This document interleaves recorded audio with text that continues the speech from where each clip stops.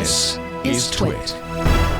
There's no question that facial recognition technology has the potential to be quite useful.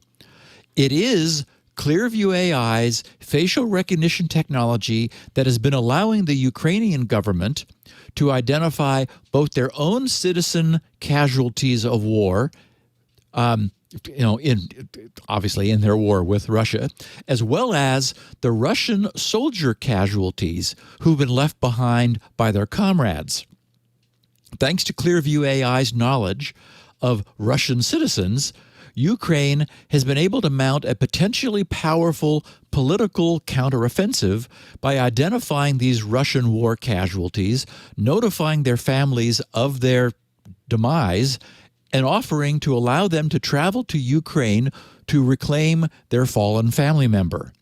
Some 400 Ukrainian investigators are currently using Clearview AI's technology to build much more airtight war crimes cases as a consequence. It really helps to know who you're talking about. And certainly Russia's not providing that information. The publication The Record recently interviewed Clearview AI's founder and CEO, this Hone Ton-That, whom I referred to before. And I think that the details revealed by that interview are worth sharing. So I've edited it a bit to bring it up to the level of our listeners. So in the interview, the question is posed, how did Clearview come to play such a major role in Ukraine?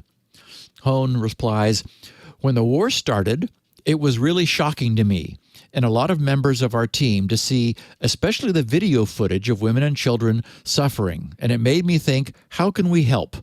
Originally, I would see photos of captured Russian soldiers, and I realized that with that kind of photo quality, our facial recognition technology could be helpful. So I reached out to a lot of people on our advisory board to ask them, do you know anyone in Ukrainian government?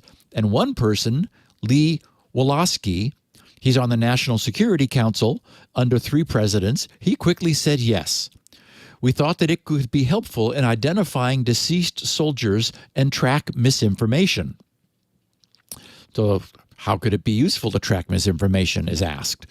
Hone says, you'd see a lot of things on social media saying, this is a captured Russian soldier, but you might see people on the other side saying, actually, that's a paid actor, and here's the name of the paid actor.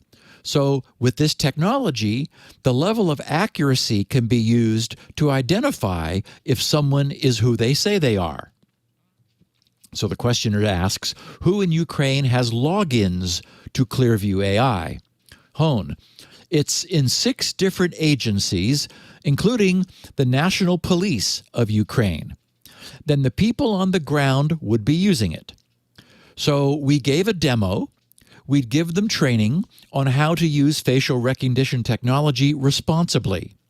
So part of the training is that they would send photos of unidentified people and run it through the system, and we could show them, hey, this is how you verify who it is. So, for example, if they have a tattoo that matches online, there's a very high chance it's the same person.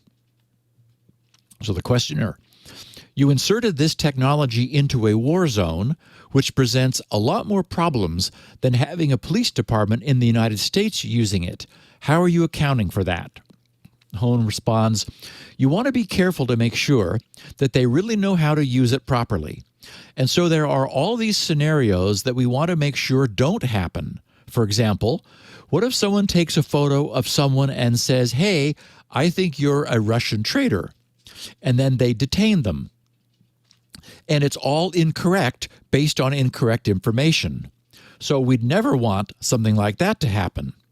As long as these investigations are done by trained investigators, this can be a very useful tool. If it was used by everybody, I think that's when problems happen. So the interviewer, what's the most surprising use you've seen in Ukraine? Hone says, war crimes investigations. We were talking to people in the National Police of Ukraine and others where they have video footage from surveillance cameras. Smartphones are more prevalent, so there's a higher chance of something being recorded. Now, with this technology, if it's easy to identify someone, I think people are going to think twice about war crimes. So that was a surprise to me, he said.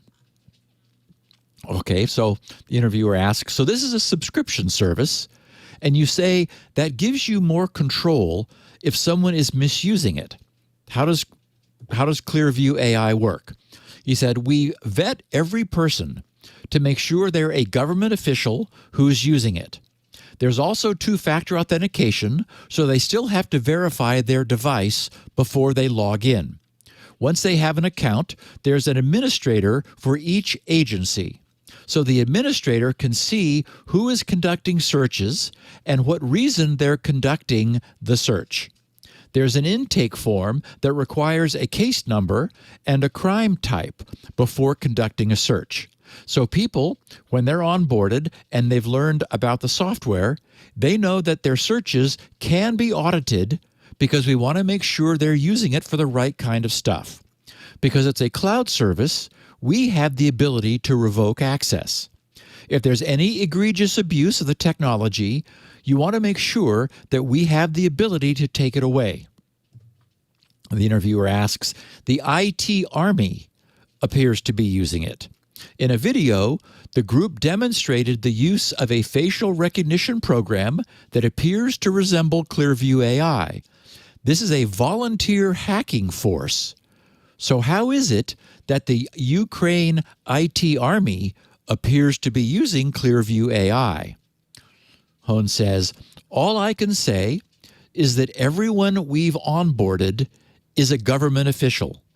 We haven't onboarded anyone in the IT Army directly. Everyone we talk to and onboard, we give them proper training on its usage. The speculation that the IT Army is running a Clearview AI search does not match any information we have on this matter. Clearview AI is intended for use in Ukraine by law enforcement and government officials. So then the questioner, did maybe somebody give a username and password to somebody who's in the IT Army? Hone says it's possible that someone shared a screenshot or shared how it worked, but we want to make sure that whatever the usage of the technology is, say it is to identify someone deceased, that is done in a way that is positive. The policy of the National Police and all our users is to tell the family members in a humane way. Question, had it occurred to you that the IT Army would use this technology to notify families of dead soldiers as a propaganda tool? Hone says, I talked to some of the officials in the Russian government, and I said, look, is this something you knew about? Is that your procedure for doing that? Then said, that's not our official procedure, and they assured me that's not what they want to have happen either. Again, this is wartime. Tensions are really high. Those things can happen.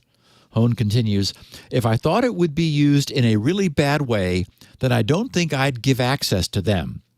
We think that just getting the information out in a humane way is the most important thing.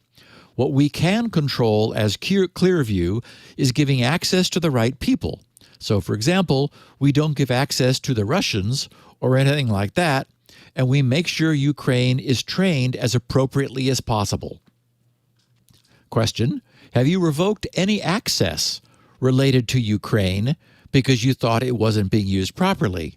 Hone replies, no, not at this time. But the administrators of these agencies in Ukraine have the ability to do so. They can go in and audit the searches, remove access to an account, and give access as they deem appropriate. Clearview AI would only revoke access to an agency if there was an egregious amount of abuse in that agency. Until something really escalates to that level, we haven't revoked any access. The interviewer, the NSO Group is an Israeli company that makes surveillance software that can be remotely implanted in smartphones. It has come under heavy criticism for its tech being used by authoritarian governments to spy on their citizens.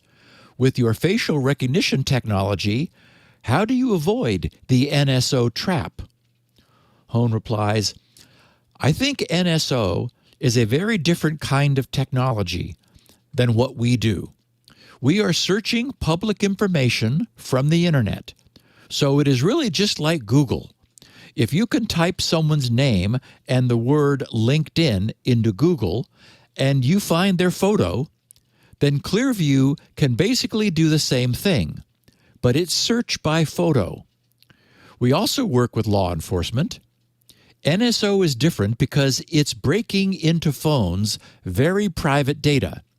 Also, when they sell their software, they don't have the ability to take it back if they sell it to the wrong actor or government, whereas Clearview's software is deployed in the cloud. If we ever find anything totally egregious or abusive, we have the ability to revoke access. We also want to be aligned with democratic countries, making sure that this is a technology that can be used responsibly and across democratic nations. And lastly, can you imagine a scenario, is asked, years and years from now, when everyone has this capability, that it would be like VR glasses or built into a phone? Hone says, I can imagine like augmented reality is an interesting, where it could be deployed on military bases. So in Afghanistan, they had a situation where they were pulling out at a checkpoint, terrorists could blow up people. They are looking up close at the IDs. To verify someone at a distance in a hands-free way, I think that's a very positive kind of use case. So, it's obviously trivial to invent synthetic positive use cases. It's at least as easy, probably much easier actually, to imagine quite privacy intrusive use cases. The logic we often hear being applied by those who object to the use of pervasive facial recognition is the assumption of privacy. They suggest that someone walking in a public space can be seen by everyone, so there's no assumption of privacy. But when a meta-tagged photo is taken among friends in a private setting and posted online to celebrate, is it reasonable for those images to be vacuumed up, identified, cataloged, and made available for searches globally? The argument is made that posting the photo online creates implied consent. But is that for any use whatsoever forever? So we have another new problem created by astonishingly inexpensive technology. So as a society, we're going to have to figure out what's important and what we want and how we want these things to work. And, I don't have an answer. It's clear from the way Hone was answering that he's on the defensive, right? Yes, yeah. That he's been sensitized to, all the ways this technology of his, which I'm sure is generating lots of revenue for Clearview AI, all the ways it could be abused.